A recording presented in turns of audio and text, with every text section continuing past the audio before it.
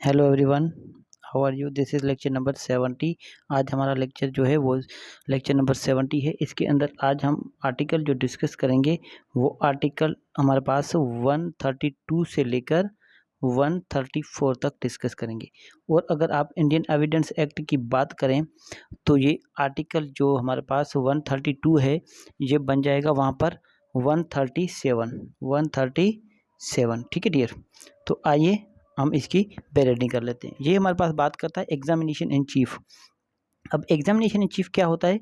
Examination in chief means गवाह खुद अपनी जुबान में बोले। ठीक है, आ रही बस हमें। The examination of a witness by the party who calls him shall be called his examination in chief. आ रही बात समझ में? जैसा कि कोई ए है, ठीक है, ए ने बी पर कोई केस फाइल किया है, ठीक है। ए जो है अपना कोई गवाह लेकर आता है, कौन सा? एक्स लेकर आता है, और एक्स को कोर्ट में आकर उसकी स्टेटमेंट रिकॉर्ड कराता है। तो फिर जो इसकी वो रिकॉर्डमेंट करवाई इसने स्टेट ए ने अपने गवाह की, ये हो गई एग्जामिनेशन इन चीफ। मतलब पहली बार जो विटनेस आ रहा है और पार्टी जो बुला रही है अपने पार्टी को, ठीक है, और उससे जो बयान जो पार्टी करवा रही है वो कहलाएगी एग्जामिनेशन इन चीफ। आ रही बात समझ में? सेकंड जो आर्टिकल हमारे पास है, सब आर्टिकल जो है, सब आर्टिकल 2 जो है 132 का, वो कहता है the examination of a witness by the adverse party shell be called his cross examination. अब जो ए जो है, ए ने जब बी पर केस फाइल किया था तो ए ने अपना एक्स जो है वो विटनेस कोर्ट में रिकॉर्ड करवाया था। जब इसने एक्स का बयान रिकॉर्ड करवाया था, बयान की गवाही चलाई थी, तो इसको बोला गया था examination in chief. Examination in chief, ठीक है। अब बी ने क्या किया, उससे हमारे पास क्रॉस एग्जामिनेशन की, ठीक है। आ रही बात समझ? तो मतलब जो अदर साइड पार्टी है उसने इससे क्या किया, एग्जामिनेशन की। अब जो अदर साइड ने जो इसकी एग्जामिनेशन की, अदर साइड ने जो इससे पूछा, ठीक है, आ रही बात समझ, वो कहलाएगा क्रॉस एग्जामिनेशन, ठीक है।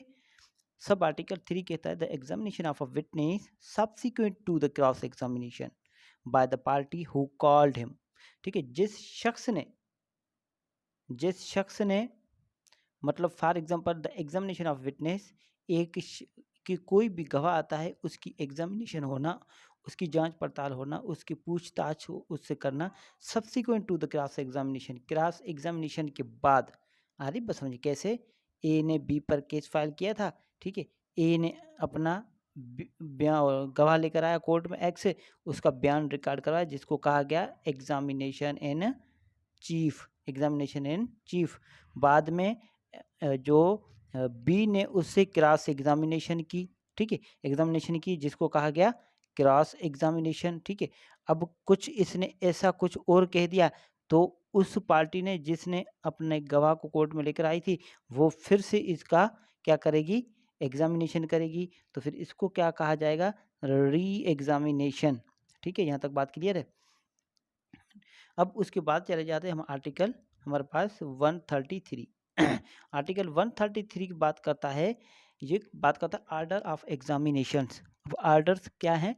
आर्डर मतलब वो नहीं जो आप समझ रहे हैं, आर्डर मतलब जो अरेंजमेंट होती है, ठीक है, उसको कहते हैं कि एग्जामिनेशन जो होगी, जो जांच पड़ताल होगी, जो पूछताछ होगी गवाहों से, वो किस तरह होगी, ठीक है, कैसे होगी। Witnesses shall be first examine in chief. मतलब जो गवाह आप लेकर आएंगे कोर्ट में उसको आप एग्जामाइन कैसे करेंगे, उससे आप पूछताछ कैसे करेंगे। सब आर्टिकल 1 कहता है witnesses shall be first examine in chief. मतलब जो गवाह आ रहा है उसका पहले एग्जामिनेशन इन चीफ होगा, ठीक है। Then if the adverse party so desire, अगर उसके बाद जो सामने वाली अगर पार्टी ये ख्वाहिश दिखाए तो उसका क्या कर सकती है, क्रॉस एग्जामाइन, ठीक है। आ रही बात समझिए। Then if the party calling him so desire, अगर जिस पार्टी ने उस गवाह को बुलाया था अगर दोबारा से अगर वो ख्वाहिश दिखाए तो फिर उसका री एग्जामिनेशन होगा। अरे पहले एग्जामिनेशन चीफ, फिर क्रॉस एग्जामिनेशन, और उसके बाद होगा री एग्जामिनेशन। सब आर्टिकल 2 क्या बात करता है? सब आर्टिकल 2 बात करता है कि हमारे पास the examination and cross examination. यहाँ पर वर्ड थोड़ा सा आपको समझ नहीं आएगा, यहाँ पर है री एग्जामिनेशन, ठीक है, re examination.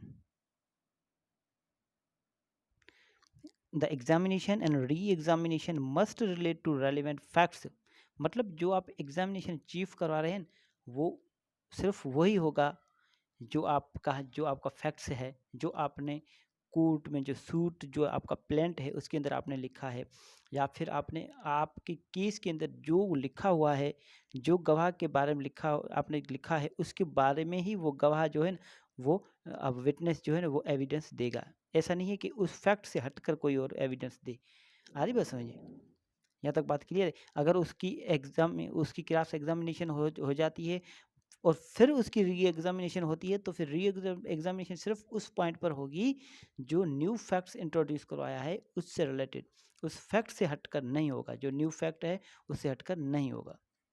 But the cross examination need not be confined to the facts to which the witnesses testified on his examination chief। मगर जो क्रॉस एग्जामिनेशन है, ठीक है, वो कन्फाइंड नहीं होंगे, मतलब लिमिटेड नहीं होंगे उस हकीकत तक, उस फैक्ट्स तक, जो फैक्ट्स जो आपके विटनेस ने, जो आपके गवाह ने, ठीक है, गवाही के तौर पर दिए हैं, ठीक है, गवाही के तौर पर एग्जामिनेशन इन चीफ में दिए हैं, ठीक है, पहली गवाही में जो दिए हैं, ठीक है, सिर्फ वहाँ तक महदूद नहीं होंगे मतलब उस हकीकत तक नहीं होंगे, उससे लीडिंग क्वेश्चन भी पूछे जा सकते हैं। उसके बाद चले जाते हैं सब आर्टिकल 3 पर। The re examination shall be directed to the explanation of matters referred to in cross examination. अब ये क्या बात करते हैं, the re examination shall be directed, मतलब री एग्जामिनेशन के लिए हिदायत दी जाएगी, ठीक है, to the explanation of matters refer to cross examination, जो कि क्रॉस एग्जामिनेशन के अंदर किसी की वजाहत की गई हो, ठीक है, मतलब कोई नई चीज़ आ गई हो उसके लिए री एग्जामिनेशन होगा। And if new matter is by the permission of the court, अगर कोई नया मैटर आ गया है, ठीक है, तो फिर कोर्ट के इजाज़तनामे के बाद, कोर्ट की इजाज़त के बाद इंट्रोड्यूस्ड इन री एग्जामिनेशन, ठीक है, जो हमारे पास उसको उसका मुतारिफ करवाया जाएगा री examination. The party may further cross examine that matter, तो फिर अदर साइड जो है उसका क्रॉस एग्जामिनेशन भी कर सकती है। यहाँ तक बात क्लियर है। ये थोड़ा सा लेंदी है, आपको इस तरह समझ में नहीं आएगा।